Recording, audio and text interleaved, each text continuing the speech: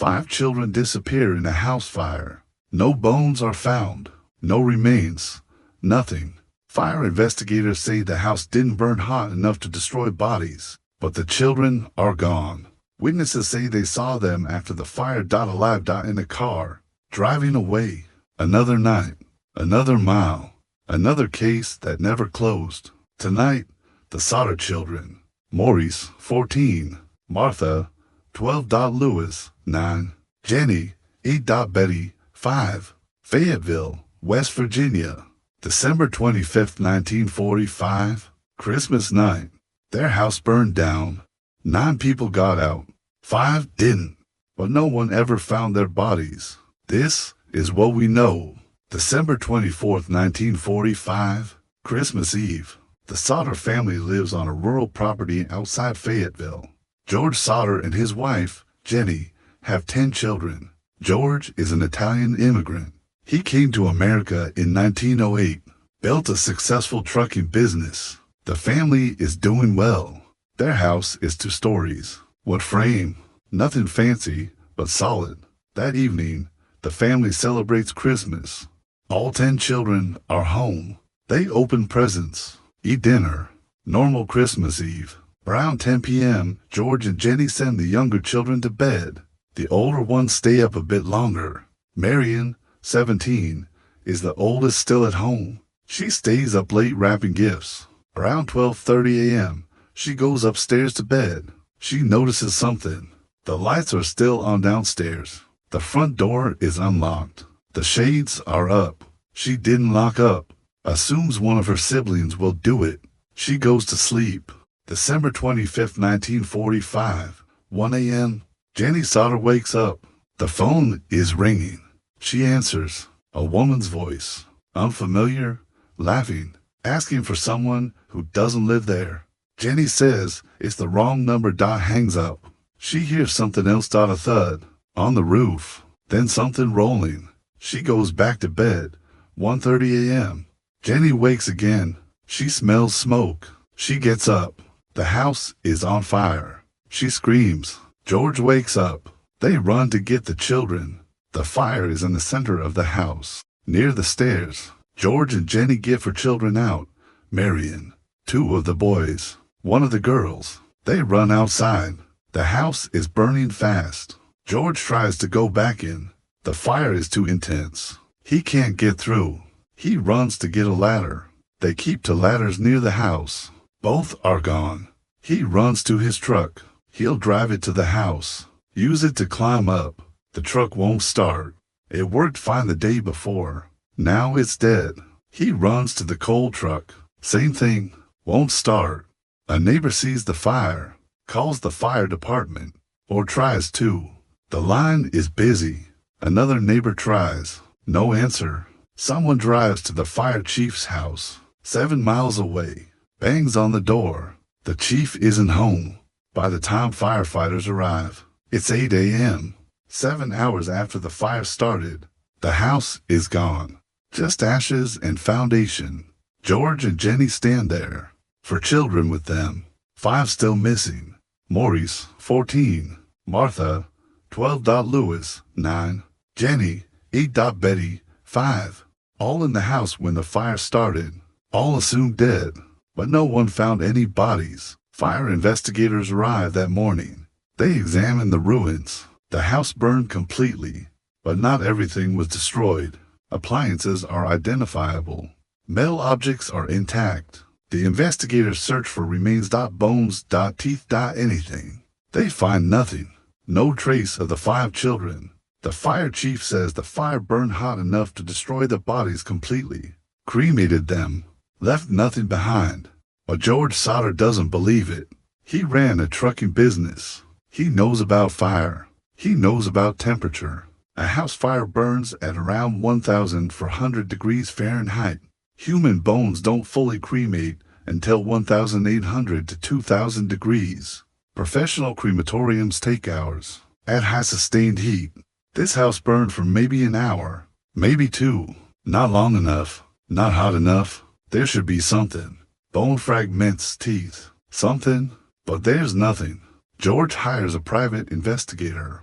The investigator examines the scene, interviews witnesses, takes photographs. He finds something the fire department didn't mention.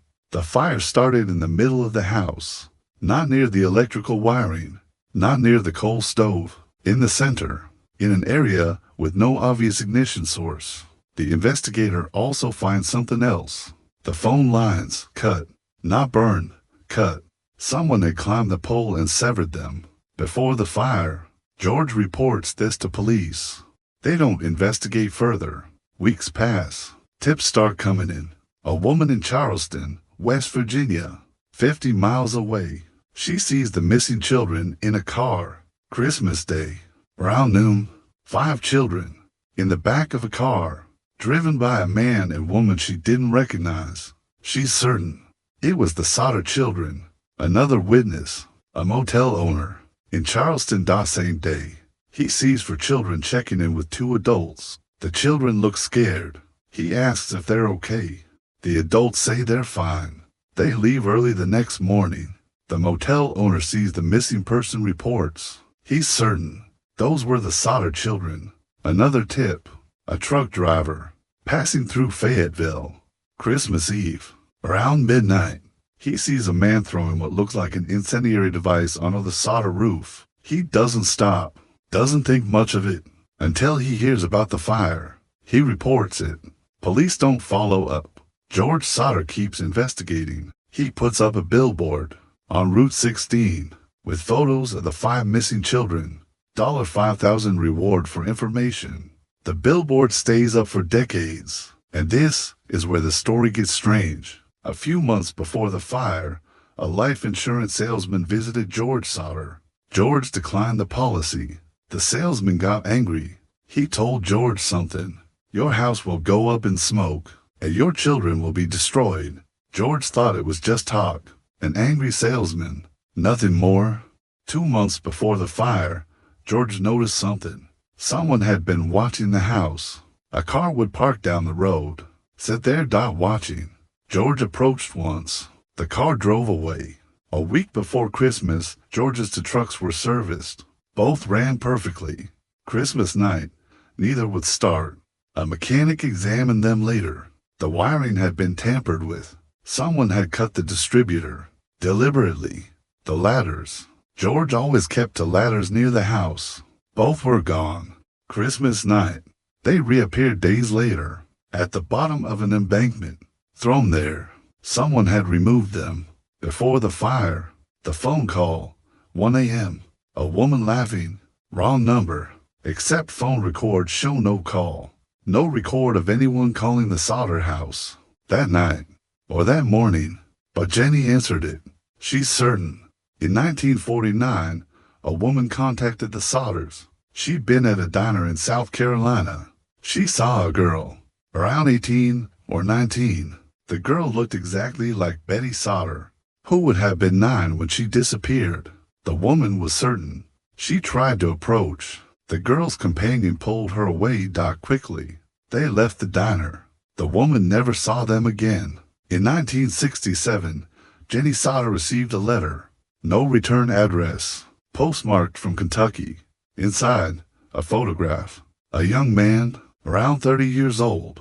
On the back, handwritten, Louis Sodder. I love brother Frankie.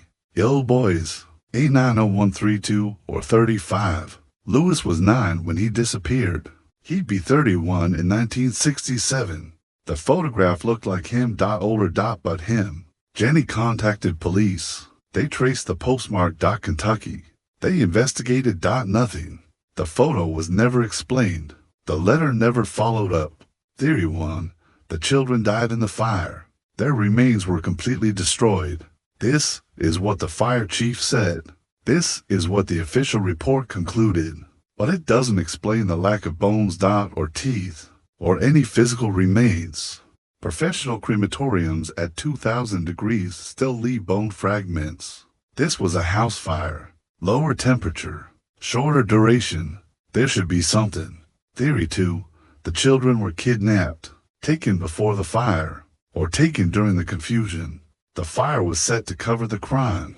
This explains the cut phone lines, the disabled trucks, The removed ladders. This was planned, but it doesn't explain why. Why these 5 children? What was the motive? And who took them? Theory 3. The mafia was involved. George Sodder was Italian. He was outspoken against Mussolini, against fascism. He had arguments with other Italian immigrants in the area. Some supported Mussolini. Maybe they wanted to punish George. Took his children. This explains the insurance salesman's threat, the watching car, the planning.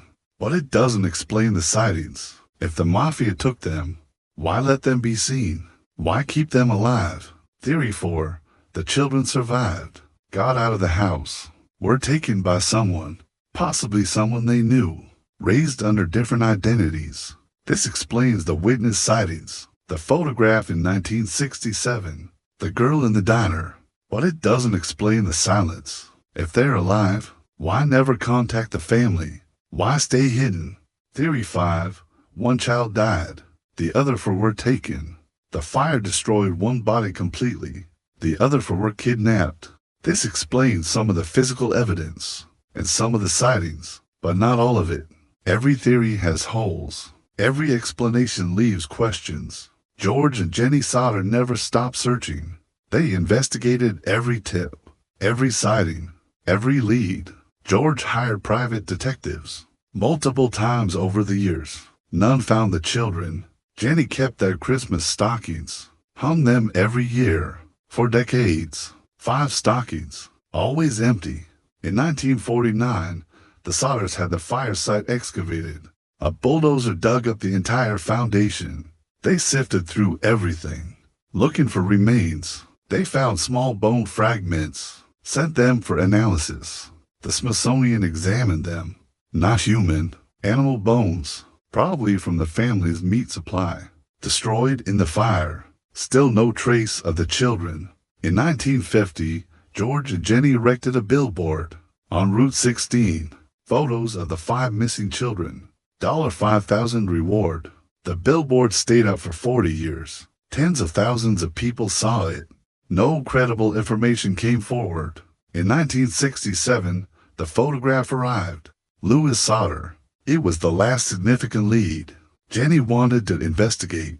Traveled to Kentucky. George was in poor health. He died in 1969, never knowing what happened. Jenny died in 1989. She was 84. She never found her children. She never stopped believing they were alive. The remaining Sodder children, the 4 who escaped, they kept searching to Sylvia, one of the survivors. She maintained the investigation until her death in 2021. She was 96. She never got answers. As of 2026, the Sodder children have been missing for 81 years. The case is officially closed, declared dead by the state of West Virginia. But no bodies were ever found. No remains ever identified.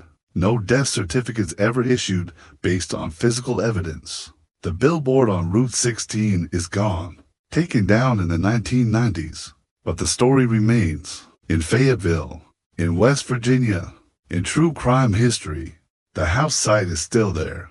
An empty lot, overgrown, a small memorial stone, placed by the family. It reads, in memory of the Sodder children who perished in the fire December 25, 1945. But some of the surviving family members changed it. It now reads, in memory of the Sodder children who disappeared December 25, 1945. Small difference, big meaning. The family never accepted they died in the fire. Some Sodder descendants still investigate. They maintain a website. They field tips. They hope. In 2020, a researcher claimed to have found new evidence, documents suggesting organized crime involvement. The evidence was inconclusive. In 2023, a woman in Ohio claimed to be Betty Sodder. The DNA test was requested. She refused. The claim went nowhere. If you have information about the Sodder children, you can contact the Fayetteville Police Department, 304-57-3590, or reach out through the family's website, sodderchildrenmystery.com. The road keeps going. The fire went out, but the questions never did. 5 children disappeared on Christmas. No bodies found. Witnesses said they were alive, driving away. A photograph arrived 22 years later. Louis Sodder. Was it him? 81 years later, no one knows. Where are the Sodder children? If you know something about this case, the comments are open. If you want more roads like this, I'll keep driving.